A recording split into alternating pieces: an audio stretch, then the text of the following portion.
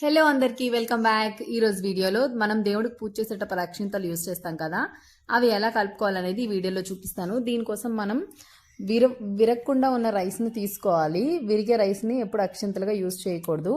అలా విరగకుండా ఉండే రైస్ని తీసుకొని ఇవి కలుపుకున్న రోజు తలస్నానం చేసి ఉండాలి. ఇలా తలస్నానం చేసి వీటిని కలుపుకొని 1 మంత్కి సరిపడేటట్టు కలిపి పెట్టుకోవాలి. రైస్ని ఒక బౌల్లో తీసుకొని అందులో కొంచెం పసుపు, కొంచెం